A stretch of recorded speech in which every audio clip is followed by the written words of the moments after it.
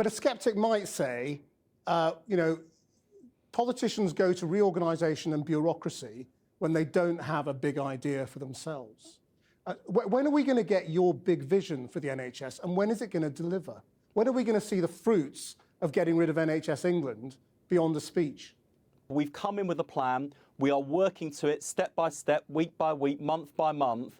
And then we'll later this year, around either just before or just after the spending review, set out the 10-year plan for health, which will set out the longer-term direction. This, what we've announced today, is part of that trajectory. So a much smaller, more effective streamlined centre, doing the things that only we can do nationally, delivering value for NHS providers across the country, but giving far more power to communities, close to communities, to local leaders, and crucially to patients. I mean, this is a big sort of in-principle change away from the arm's-length body that wasn't controlled by politicians to saying, no, the health secretary is in charge, he's the man we will blame if things aren't working.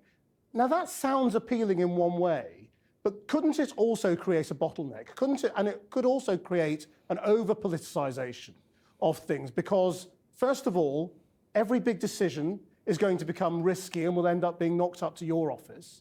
And secondly, you'll be taking decisions around services and hospitals in political constituencies where there are political decisions to be made as well. How are you going to guarantee that you will not over-politicise the NHS? It's a fair question. I think the guarantee is that we will end the over-centralisation. So what we're creating is a much smaller national organisation doing the things that a national organisation should do.